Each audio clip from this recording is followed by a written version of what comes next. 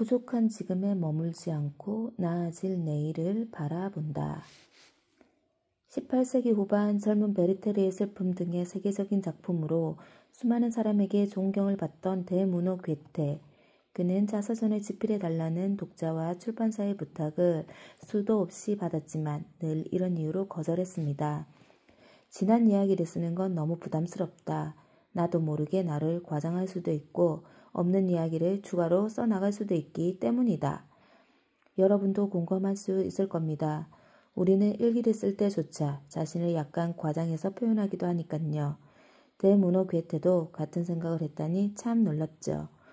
그런데 그가 정말 자서전을 쓰지 않았을까요? 아닙니다. 수많은 사색을 거치며 결국 멋진 자서전을 완성했습니다. 생각을 이렇게 바꾼 덕분에 이룬 결과입니다. 이건 과장이거나 거짓이 아닐까? 내게 과연 이런 글을 쓸 자격이 있을까?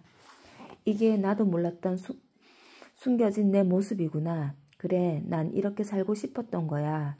앞으로는 이런 마음과 태도를 갖고 살아보자. 여러분은 어떤가요? 살다 보면 이게 맞나? 내가 이걸 해도 되는 걸까?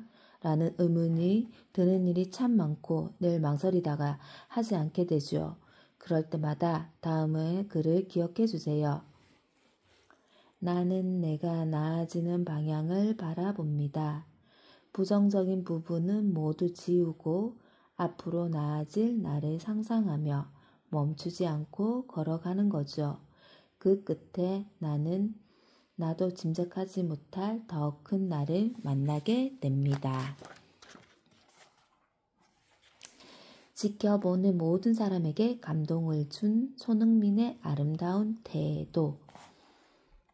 언젠간 손흥민 선수가 인터뷰를 마치고 돌아가는 장면이 담긴 영상과 사진이 이슈가 된 적이 있었습니다.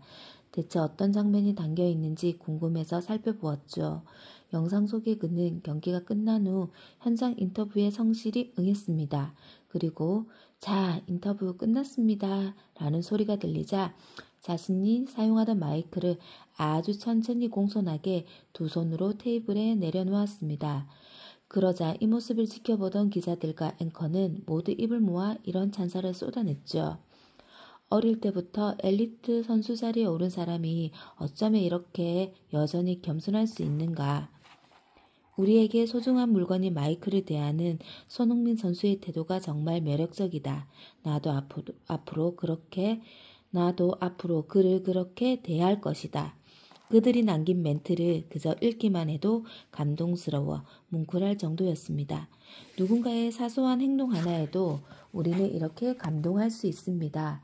손흥민 선수의 멋진 모습을 영상으로 지켜본 세계 각국의 팬들도 찬사와 존경을 보냈습니다. 부모가 그를 어떻게 키웠는지 알 수 있다. 멋진 가정교육이 만든 놀라운 기적이다. 마이크를 내려놓은 저 두 손으로 그가 우승 트로피를 들어 올렸을 것이라 믿는다. 그에게는 그럴 자격이 있기 때문이다. 태도가 얼마나 중요한지 극명하게 느낄 수 있는 장면입니다. 같은 일을 해도 어떤 사람은 사랑을 받으며 살아가는 반면에 어떤 사람은 미움을 받고 살아갑니다.